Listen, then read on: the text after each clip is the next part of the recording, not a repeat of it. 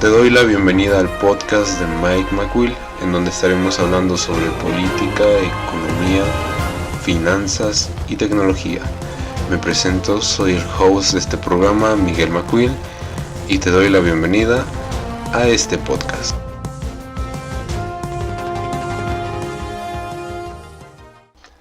Hola, ¿qué tal a todos? Les doy la bienvenida nuevamente. Esta vez regresamos en formato podcast y nos llamamos el podcast de Mike McQuill. Así que espero que les guste el contenido que vamos a estar publicando. Estos episodios tendrán una duración de aproximadamente 1 hora y se publicarán el lunes a las 10:30. Espero sea de su agrado. El tema de hoy del que vamos a estar hablando es un tanto polémico. Quiero mencionar como premisa que yo respeto la labor de los docentes y que bajo sus condiciones muy diversas, claro está, hacen su mejor esfuerzo, la mayoría de ellos. Nos vamos a enfocar en este caso en esos puntos negros en el sistema educativo, los que, pudiendo hacer un poco más, deciden no hacerlo. Así que si bien estamos en este momento en un momento coyuntural debido a la pandemia, debemos de entender lo siguiente. Cada uno de nosotros, los que estamos y formamos parte de la sociedad trabajadora de México o de los demás países, pues sobreentiende que de su trabajo, o al menos los que trabajan en empresas privadas, depende su desempeño. O sea que directamente si ellos empiezan a flaquear, pues los corren, ¿no? O los penalizan o algo así. Entonces, hablemos por ejemplo del sector educativo. Esto es muy diverso directamente, porque por ejemplo nos enfrentamos a dos contextos totalmente diferentes. Partimos del sector público y el sector privado. Particularmente yo hablaré sobre mi experiencia estudiando en el sector público. Sobre el sector privado obviamente tiene sus matices, pero es algo a lo cual yo no podría argumentar ningún punto, puesto que no tenía ninguna experiencia ahí mismo. Ahora bien, como les comentaba al comienzo, el hecho es de que cada uno de nosotros, independientemente de sus condiciones, pues trata de dar su mejor esfuerzo. Pero en algunas ocasiones, y yo creo que la mayoría de los que nos hemos encontrado estudiando en algún momento, en algún nivel medio superior en adelante, incluso antes, pero hablaremos del medio superior en adelante, nos hemos dado cuenta que existen ciertos docentes que directamente no, digamos que están ahí más por algún tipo de protección o bien porque los que los vigilan pues han sabido, o sea, ellos han sabido aparentar ante sus jefes, ante sus supervisores, que pues no son malos maestros, aunque la mayoría yo apostaría que son por palancas. Pero el hecho es que esta plática sobre la docencia, sobre los maestros, estará más enfocada a la parte de la parte técnica. Esto quiere decir, por ejemplo, todo lo relacionado con, en mi caso particular o en mi experiencia, todo lo que tiene que ver con docentes relacionados con la industria del desarrollo de software. Es a lo cual yo he estado abocado la mayoría del tiempo de mi formación educativa y del cual yo tengo un punto de vista particular. También me he enterado de algunos casos por conocidos, ¿no? Pero realmente lo que me gustaría platicarles es ese hecho y abrir un punto de discusión. Ustedes van a poder encontrar el link del grupo de Telegram y de TikTok, no, el grupo de Telegram y también el de Discord, para que se puedan unir y podamos estar ahí manteniendo la conversación. Es una comunidad que quiero armar con ustedes para que podamos mantenernos en contacto. Bien, continuamos. Como les mencionaba, es ese tipo de maestros que se han mantenido por cosas que no tienen realmente que ver tanto con su desempeño. Yo les puedo decir que si bien en algunos casos, por comentarios de los maestros, yo he llegado a escuchar, por ejemplo, que lo que les pagan es muy poco, y quizá eso es gran parte del problema, que no estamos en un sistema justo. Porque, pues, por ejemplo, si lo analizamos, a ellos les pagan poco, a ellos les pagan poco, tienen un desempeño negativo, y de ese desempeño negativo, pues salen cosas negativas, ¿sabes? Y ese es el hecho. Entonces, creo que debemos entender esa parte de que si bien ellos, o la mayoría, tratan de mantener una postura de pues cumplir con su trabajo, pero llega el punto en que, como argumentan, quizá no es suficiente lo que les pueden llegar a pagar. Por ejemplo, yo una vez escuchaba a un docente que platicaba el hecho de que, digamos que creo que tenía 4 grupos, y pues obviamente tenía las horas correspondientes, pensamos que eran 40. Entonces él comentaba que para él no era justo que, por ejemplo, se llevara exámenes o trabajos y que tuviera que revisar, en mi grupo eran como 30, pero eso por 4 pues sí ya son 120. Que no era justo que por 80 pesos la hora tuviera que invertir tanto tiempo. Entonces, eso da que pensar directamente, porque... Y eso, él no era un mal docente, honestamente. O sea, lo dijo por ser honesto, pero realmente no era un mal docente. Yo puedo decir que era de los mejores profesores que llegué a conocer en la universidad. Pero eso es algo que se debe de analizar. Si ciertamente las universidades, el sector público pudiese invertir más en la formación de sus académicos, quizá tendríamos un resultado diferente. No digo que pagarles más ayude. O sea, no es relación en el sentido de que, o sea, ya pagándoles más, o sea, es súper seguro que va a pasar, pero sí se verá un resultado diferente. Por ejemplo, hay universidades públicas donde los profesores realmente son incompetentes. No hay otra manera de decirlo. En las universidades privadas, disculpen. Pero, ese es el hecho. O sea, no por pagarles más directamente van a hacer mejor su trabajo. Yo creo que depende de cada persona lo que decide aportar por lo que se le paga. Y también de las universidades de no aceptar a cualquier tipo que realmente nada más porque pasó una entrevista ya argumente tener una capacidad de docencia adecuada. Eso es lo primero que quiero discutir. Y sí es algo que debemos analizar, si se los comento, porque sí, o sea, ¿qué incentivo tú vas a tener como profesionista si te pagan poquito? Pues vas a hacer lo mínimo, ¿no? O sea, es fácil, es un cuestionamiento fácil. Si en algún momento se presenta de que, voy a hacer esto, una actividad extra, no, pero pues puedo hacer otra cosa, o con mi tiempo tendría tanta disposición si solo hago lo que dice su plan de estudios. Eso es algo que desde mi punto de vista no está nada, o sea, no está bien que no les paguen y por lo mismo obtenemos resultados deficientes. También, o sea, yo no digo que sea un super salario, pero sí algo digno para que ellos puedan pues vivir bien, honestamente. Ya dependerá de cada uno qué decide hacer, si decide ser un buen profesionista o un mal profesionista al frente del aula. También tenemos otra situación, sumando a este cóctel de el entorno educativo. Por ejemplo, notamos que bueno, eso es algo más de las universidades en general.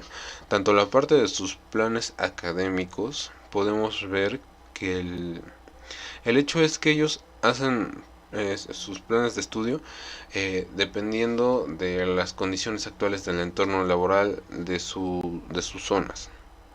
Por ejemplo, si es algo claro que no lo podían estar cambiando constantemente, porque si no habría variación en el tiempo de graduación de los estudiantes y eso complicaría más el que puedan seguir ingresando matrícula y obtener ingresos. Pero si bien yo podría decir lo siguiente, desde mi punto de vista hay algunas materias en la universidad que, por ejemplo, si mantienes un plan de estudios 6 7 años, honestamente esa es una de las industrias de más crecimiento. También donde hay más innovación, por lo mismo es de las mejores pagadas. Pero a lo que voy es que ese es el mayor inconveniente. Mantener planes de estudios durante tanto tiempo hace que se vuelva em, al comienzo de cuando sale el nuevo plan de estudio probablemente sí sea relevante. Y eso dependiendo quién lo haga y de qué manera lo hagan. Pero después de 8 años, ¿qué tan relevante puede ser? Es cierto que hay tecnologías que no van a perder vigencia durante ese tiempo, pero si bien no se van a mantener a la vanguardia de lo que el, el mundo laboral necesita. Por ejemplo, yo particularmente hace algunos meses que conseguí mi primer empleo, realmente de lo que me habían enseñado en la universidad, yo no voy a mentir, no voy a decir que, no, eso no me sirvió. Claro que me sirvió. Honestamente, cosas como la matemática que me enseñaron, esos ciertos procesos lógicos que son necesarios para poder ser un buen desarrollador, eso yo debo de reconocer que sí cumplió su objetivo. Pero hay algunas cosas como las que son la parte técnica que yo diría sí se quedó muy muy atrás. Por ejemplo, por decir una cosa, en la universidad, por la parte técnica, una de las cosas que a mí me gustaría que me hubieran podido enseñar, independientemente, bueno, si a gustos vamos, pues todo el mundo querría ciertas tecnologías, pero de lo relevante sí existen ciertas tecnologías que son de cajón. Por ejemplo, de Git, sí me habría gustado que me enseñaran más a profundidad, o algo como de Docker, por decir algún ejemplo. Eso particularmente a mí me habría resultado de mucha utilidad. Y yo creo que la mayoría, porque directamente el controlar las versiones de tu código en un proyecto ya a gran escala sí es muy útil. No digo que no me enseñaron unos comandos, pero realmente pudo haber sido más complejo, o sea, más completo. Entonces, a lo que voy también es que, por ejemplo, en el caso de Docker, con los contenedores, realmente eso facilita mucho el montar un proyecto directamente, el tener ya todo lo que necesitas en un solo contenedor, sin tener que estar instalando dependencias y viendo los conflictos que puede tener en el dispositivo en donde la instales. Entonces, partamos de eso. Sí, yo creo que es muy necesario partir de ese punto. No sé, o sea, mi visión particular de la universidad, yo pienso que ha perdido su objetivo principal. Independientemente del conocimiento técnico bruto que se enseñe, que se imparta, yo considero que la parte de la universidad tiene otro propósito realmente, el desarrollar un pensamiento crítico, analítico. Yo creo que la capacidad de analizar puede valer más incluso que el hecho de saber sintaxis, porque alguien que tiene una capacidad analítica a tal grado de poder dar respuesta pronta a los problemas que se le presenten, a los complejos, eso es algo que para mí resulta más invaluable que el hecho de que me enseñaran unos pocos comandos. Entonces yo pienso que se podrían más enfocar a esa parte, por ejemplo en las carreras de ingeniería. Hay algunas que no, por ejemplo, yo no les voy a decir, no, se enseña el pensamiento analítico a los doctores, o sea, sí lo tienen que tener, pero no se enfoca solo en eso, ellos sí necesitan tener cierto conocimiento directamente de medicina, puesto que en la universidad directamente ellos es donde aprenden lo que van a ir a practicar, y también en sus prácticas, ¿no? Pero lo que voy es que ahí sí se necesita un conocimiento técnico muy específico. No, o sea, no es como nosotros que podemos, sí, vamos a hacer un código, ya me equivoqué en el código realmente, porque pensemos que el código pudiese ser una vida, o pudiese ser una operación, o un medicamento, ¿sabes? Y decir el hecho de, no, ya me equivoqué, eso no está bien. O sea, puede que haya médicos que lo hagan, ¿no? Pero realmente no está bien el hecho de hacer ese tipo de cosas. O sea, hay ciertas profesiones en las cuales sí se es necesario realmente el ente universitario, o sea, cómo se presenta, pero también podrían cambiar su formato. Yo realmente desconozco cuál sea su modalidad, pero considero que si está, por ejemplo, por la parte pública, pues yo creo que ellos también, de alguna otra manera, en la parte de innovación, en los artículos, en las nuevas investigaciones que salen, supongo que no se actualizan también. Eso ya es cosa de cada doctor, pero lo que voy es que incluso en ese sentido, en lo que no se puede dar desactualización constante a los planes de estudio, pues sí podrían tratar de enfocarse un poco más a la parte del pensamiento analítico y sumaría un plus realmente.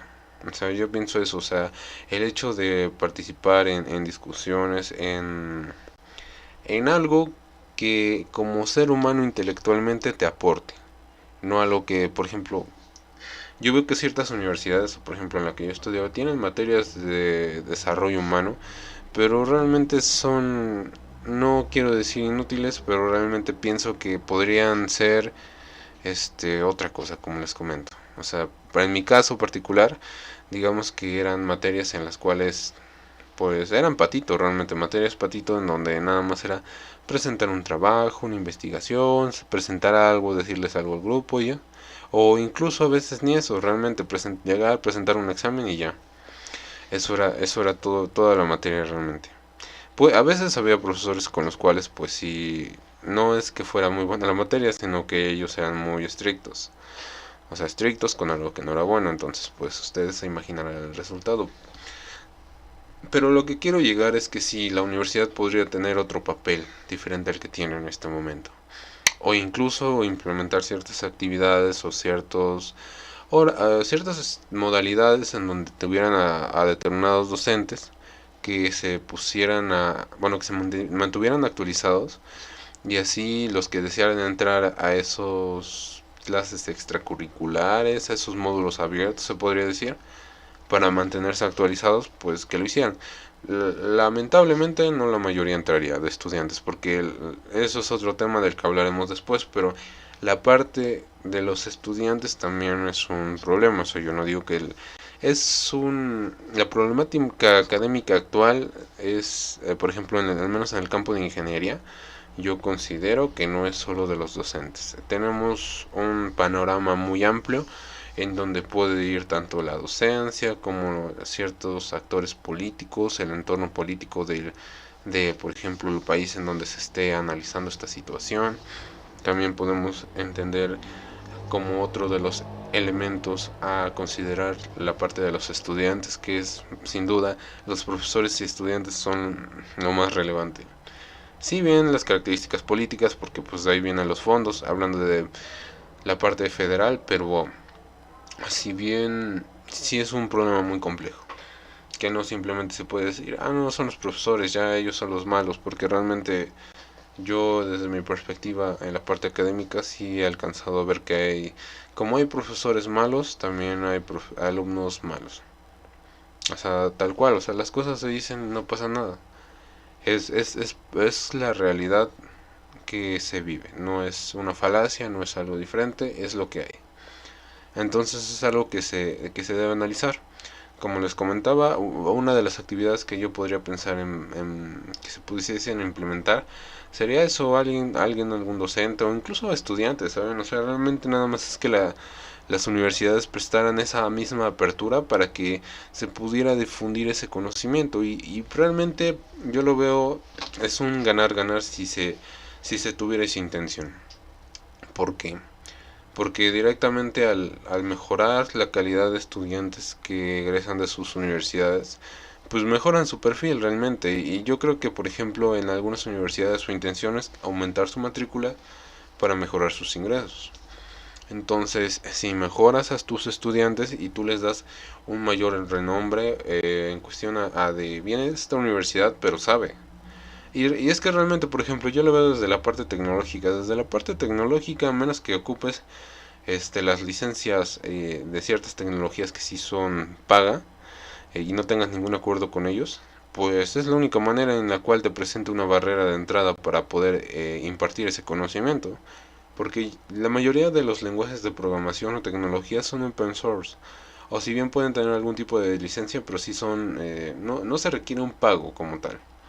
Entonces a lo que voy es eso, que es un asunto también desde mi perspectiva más de intención de que ellos quieran mejorar el perfil de sus egresados para tener una mejor matrícula, para que sus egresados ganen más, mejorar sus condiciones. Y quién dice que no invitar a sus familiares, los egresados, a que estudien en las universidades donde ellos estudiaron o en otras universidades realmente, pero con la misma idea. O sea, eso es en ese sentido de mejora realmente.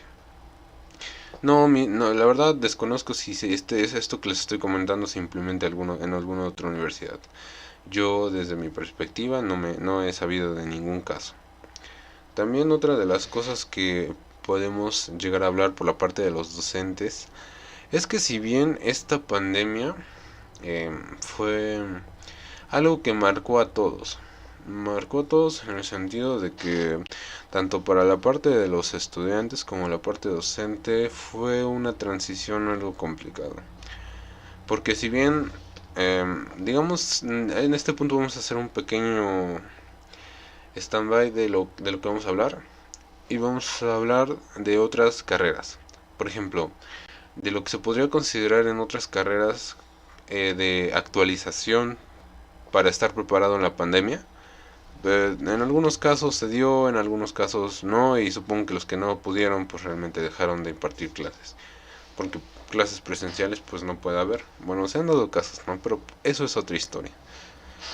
Ese es el asunto.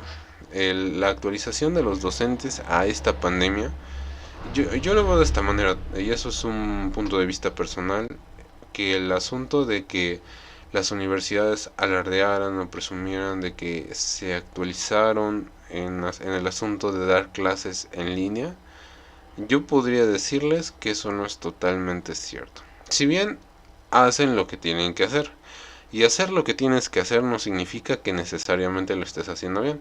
Por ejemplo, pongamos un ejemplo práctico. Digamos que alguien se presenta a trabajar durante 8 horas, pero nada más se sienta en su silla. Y quizá medio hace algunas actividades y ya con eso es con lo que cumple. Pero realmente, bueno, desde mi punto de vista y también desde el punto de vista del empleador, el hecho de que se esté haciendo pato y no esté haciendo nada, o que haga algunas actividades más o menos, pero obviamente con merma de tiempo, realmente no es benéfico. O sea, si lo vemos bien, o sea, hace algunas cosas, digamos que hace lo que tiene que hacer, pero no significa que lo esté haciendo bien. Y eso es a lo que voy. Entonces es el mismo caso de la docencia. Directamente ellos sí se conectaban, sí se imparten clases, pero en la mayoría de los casos no son para nada efectivas como lo debería haber sido. O sea, si bien el sistema educativo estaba mal, el sistema educativo en la parte de ingeniería estaba mal antes de que se entrara esta pandemia, porque sí, o sea, yo lo veía muy deficiente, pero funcionaba mejor de lo que funciona ahora en pandemia. Realmente ya han sido varias voces las que he escuchado y la verdad honestamente dicen yo no aprendo nada. Obviamente también eso hacen referencia únicamente a las clases, porque pues ya de lo que pueden llegar a aprender ellos por su parte pues es algo muy diferente. Entonces sí, debemos analizar esa situación. Sí se está cumpliendo con lo que se debe de cumplir por la parte de impartir las clases, e incluso ellos en muchos casos pues nada más toman su evidencia, que es una captura, y ya, para comprobar que sí se están dando clases. O incluso en el caso de que sí se den clases, realmente no se garantiza que haya aprendizaje total por parte de sus estudiantes. Porque con 2 o 3 clases en la semana no se suple todo ese aprendizaje. O sea, es un poco complicado. Yo también lo veo desde su perspectiva, el poder dar un acompañamiento real como se le daba presencialmente, y también del material que puedan llegar a crear. Y como les mencionaba, esto es un problema complejo porque pues volvemos a la misma lógica. Si ellos no quieren dar mejores clases por lo mismo de que argumentan que no se les da un buen salario, y pues si no dan buenas clases, ¿qué hacen? O sea, es un ciclo, analicemos la cadena de este ciclo de aprendizaje. A ellos les pagan poquito, por lo mismo dan resultados mediocres. Al dar resultados mediocres generan estudiantes mediocres. ¿Qué pasa? El campo laboral lo que va a hacer es lo siguiente: si los llegaran a contratar no les van a pagar bien, por lo mismo de que son estudiantes mediocres. O dos, pues ni los van a contratar. La universidad no va a tener tan buena matrícula y esto va a hacer que no tenga tantos ingresos. Por lo mismo seguimos el mismo ciclo en donde generamos, tenemos docentes mediocres, estudiantes mediocres y así. O sea, si se dan cuenta, es un efecto en cadena directamente, y si nadie intenta romper ese ciclo, no va a haber ningún cambio real. O sea, les soy honesto, realmente si nadie pone un poco de sí mismo para mejorar las condiciones, no se va a poder. O sea, realmente yo les soy totalmente honesto. Y yo creo que por la parte de la visión de los docentes, probablemente piensen lo mismo. Pero ellos abogarían más al hecho de que sí, no, o sea, podríamos hacer más, pero tampoco nos pagan tan bien. O sea, ¿para qué voy a hacer más si no me van a pagar más? Eso va en relación directa a su esfuerzo al asunto del trabajo. Les puedo decir, me van a decir, pues puede que no sean todos así. Yo tuve un profesor que era muy bueno, pero la verdad le pagaban 5 pesos, no literalmente, ¿no? Pero, o sea, un ejemplo de salario. Y él era muy bueno, realmente. Yo les podría decir, sí, tienen razón. De hecho, el hecho es que, si bien pensemos en las condiciones generales de lo que pensaría un trabajador, pero cada uno es totalmente libre de hacer o mantener el desempeño que él mismo desee. Por ejemplo, como existen profesores que manejan el argumento de que al tener un salario deficiente, pues no van a dar más de lo que se les está pagando. O sea, si no me van a pagar más, yo para qué voy a hacer más, no me van a pagar más. Y desde el punto de vista de los del sí, es de los estudiantes también se puede decir, pues ellos al tener maestros con un desempeño no muy aceptable, pues van a seguir igual, o sea, o les van a empezar a tomar la medida. ¿Qué es eso? Pues, sí, este tipo ni le entregas nada, ni lo revisa, o cosas así. Entonces, sí, es un problema muy, muy complejo. Cada profesionista decide qué tanto dar de sí mismo, incluso aunque sea más salario. Cada estudiante va a decidir qué tanto dar de sí mismo. Yo les puedo decir que uno de los beneficios de estudiar en una educación formal como tal, pues directamente es el título universitario porque te da acceso a muchas cosas. Por ejemplo, yo hablo particularmente, eso sí va a ser particularmente en las condiciones de México. Por ejemplo, si tú tienes un título universitario, te da, por la parte de la visa laboral, es requerido un título universitario. Si no lo tienes, pues es un poco complicado que te la dan. Eso es uno de los beneficios. También por la parte laboral, ahí no es tan requerido porque realmente sí he escuchado que ya se da más el asunto de que te contraten sin un título universitario. De hecho, yo soy uno de los casos que sucedió. O sea, mientras estudiaba, pues me contrataron así, sin tenerlo tal cual. Pero, o sea, sí, ya para la parte laboral sí te da un plus tenerlo, pero también ya no es tan impedimento para que te contraten. Ya realmente hay otros impedimentos, como que no sepas inglés, por ejemplo, en México o cosas así. Entonces es algo que se debe de considerar en el momento de, pues, decidir estudiar o no una ingeniería. O una ingeniería o una carrera en general, honestamente, porque pues como les menciono, para la parte de la visa, da igual si eres ingeniero, no es como que acepten visas para ser ingenieros. Y sí, o sea, realmente es un problema bastante complejo si nos podemos analizar minuciosamente. Me gustaría también saber su opinión porque como les menciono, es un problema muy complejo. Yo tengo una visión particular basado en mi enfoque, que son universidades públicas o instituciones públicas. Probablemente el que estudió en universidades privadas pues tenga un enfoque diferente dependiendo de su universidad y me diga, no hombre, o sea, en esta universidad, la neta, mis respetos, aquí son exigentes, los profesores sí saben, y, y probablemente yo te puedo llegar a decir en un punto, si las ponemos en un análisis de, o sea, sí, bro, pero te estoy diciendo que uno de los enfoques es que si tú estudias en una universidad privada, obviamente los profesores tienen un mejor salario. Y realmente eso sí afecta en la ecuación. O sea, no les estoy diciendo, como les comentaba, que cada profesionista decide qué hace y hasta dónde llega en lo que hace, que también lo hace. Pero pues también si nos vamos a la parte monetaria, pues sí afecta, ¿no? Realmente, pues para tener acceso a ciertos cursos, a ciertas certificaciones, o algunas situaciones que el dinero amerita. Realmente no nos vamos a meter en este capítulo del podcast en analizar el concepto del dinero y ese tipo de cosas, porque honestamente es un tema que llevaría más de una hora. Pero sí, les comento, realmente me gustaría saber su opinión. Por favor, déjenme like en los comentarios. Este podcast va a salir para Facebook y para YouTube. En algún momento estaremos, sea en Spotify y en otras plataformas de música, pero realmente en este momento vamos a estar en este formato para ir arrancando el proyecto. Espero que les haya gustado todo lo que hemos estado discutiendo en este tiempo sobre el asunto de la formación académica en el aspecto de una ingeniería, desde este enfoque particular. Si bien como les comentaba, esta pandemia fue algo un poco complicado y los que se lograron adaptar probablemente no lo hicieron del todo. Porque como los menciono, adaptarse y decir que se hace algo pero sin que se haga bien, pues es hacer las cosas a la mitad y se podría decir que hasta ni se hizo, honestamente. Sin embargo, el asunto es que dejar las cosas sin... Es por ejemplo, regresemos al punto o al enfoque de una ingeniería, ¿no?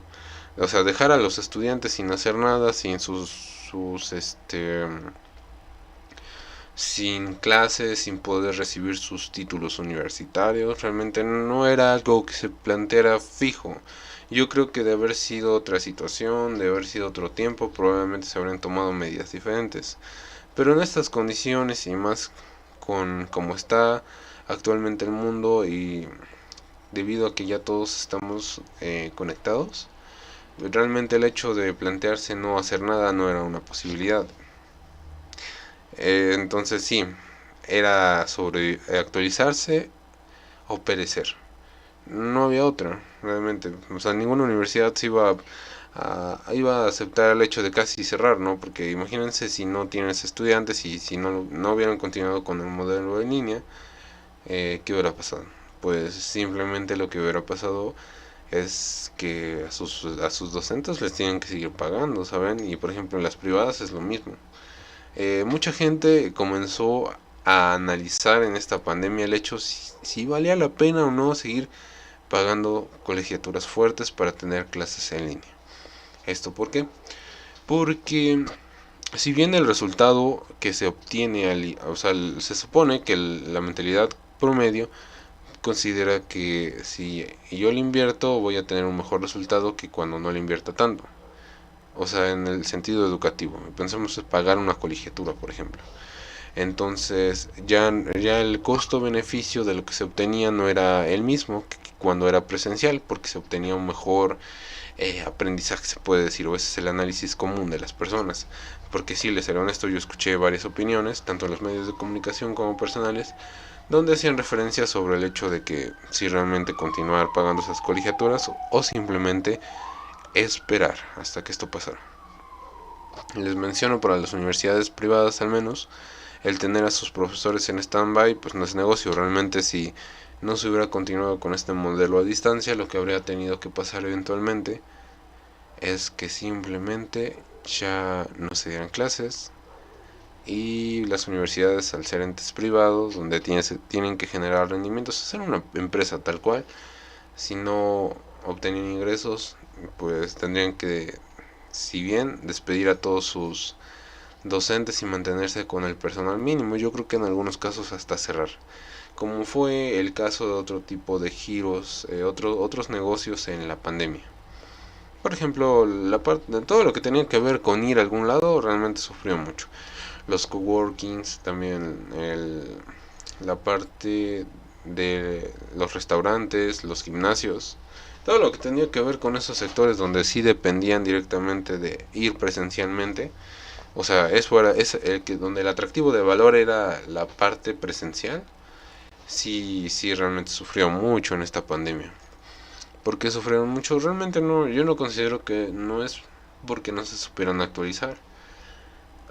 Porque realmente hay algunas cosas que como actualizas un coworking o un gimnasio. Si el objetivo realmente es el esfuerzo físico o por ejemplo un restaurante.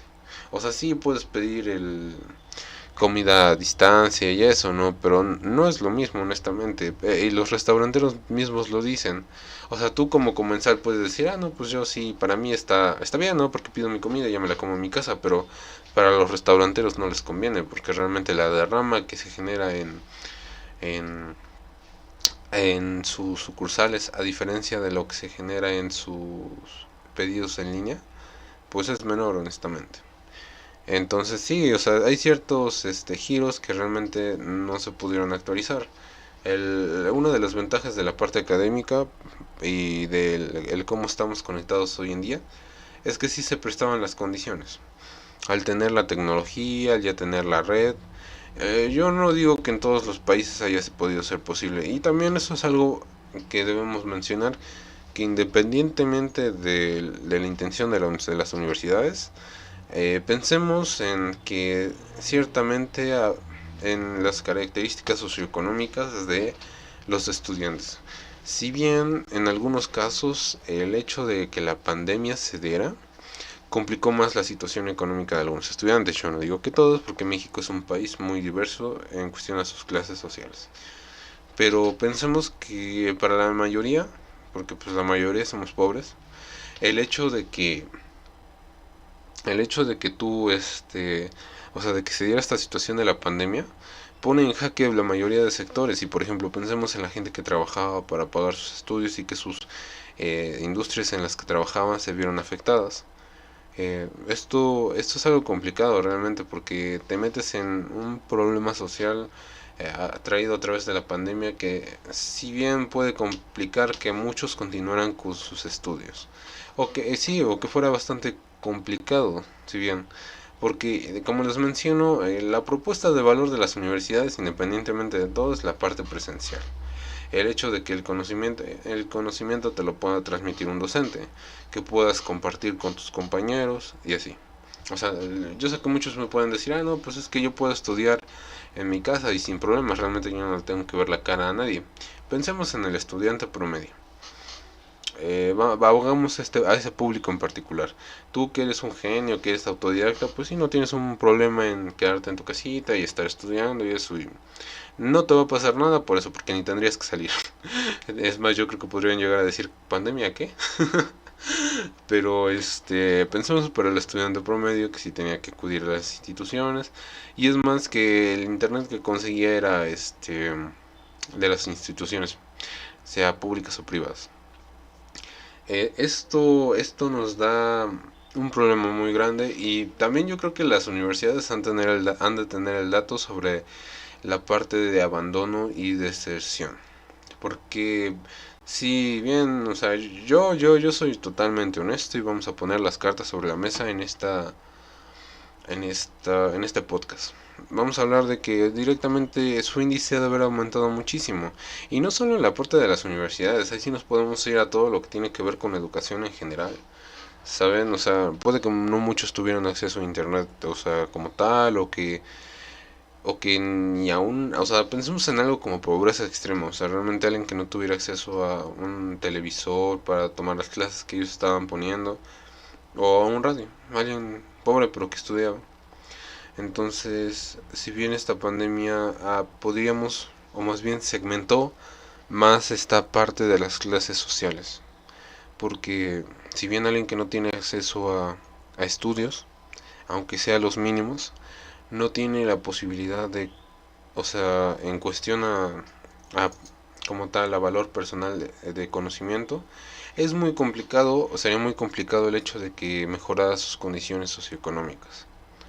O sea, seamos realistas. Yo no les voy a decir, no, pero es que si es Shark y se pone a vender esto, ya va a salir adelante. O sea, sí, pero se necesita más. Se necesita más, y la educación, les voy a decir, jamás, jamás va a ser reemplazable. Jamás, jamás. Por cualquier cosa, jamás va a ser reemplazable. Porque si bien podemos decir que sí puedes tener dinero, pero puedes ser un pendejo con dinero. Tal cual. O puede ser alguien muy pobre pero con muchos conocimientos, y con el enfoque adecuado, con las habilidades adecuadas, puedes monetizar esas habilidades y salir adelante. Me explico, pero el conocimiento es algo muy muy necesario para romper esa línea de pobreza. Entonces sí, eso es algo que la pandemia nos trajo, la deserción, el abandono escolar. Y esto es algo que va a marcar a muchas generaciones, yo creo, y considero que aparte, independientemente de lo que económicamente le va a golpear a cada país, por ejemplo, los países que tenían problemas o sea, que tienen ciertos grados de pobreza extrema, sí se van a ver bastante afectados en sus generaciones futuras por estos mismos golpes o lo que generó el abandono educativo. ¿Por qué? Por lo que les explicaba. El conocimiento siempre va a ser necesario. Siempre, siempre, siempre.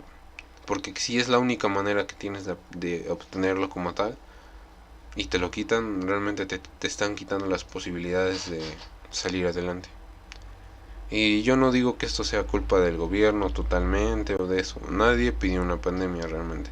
Incluso si lograran comprobar que fueron los chinos los que provocaron esto, realmente ya al punto en el que avanzó la pandemia, ya, y aunque ellos hubieran querido pararlo, ya no hubiera sido posible. Ya la única manera que tenemos hoy en día es la vacunación para poder frenar esto. Y debe de ser lo más pronto posible, porque entre más tiempo se tarden, más se arriesgan a que mute el virus, o peor aún, que se haga inmune a la vacuna. Y honestamente, un virus inmune sería algo muy preocupante. Entonces sí, señores, eso es lo que hoy atañe, señores y señoras, señoritos, todo el público en general. Sí, eso es lo que hay. Eso es lo que tenemos hoy en día en la educación. El enfoque que yo daba es en la parte de universidades públicas, en la parte de ingenierías, en lo que tiene que ver con informática. Así que si alguien tiene una opinión diferente, que dice, no, es que en mi carrera de psicología sí me enseñan bien chido, pues yo honestamente les puedo decir que bien por ti, porque serás un buen psicólogo.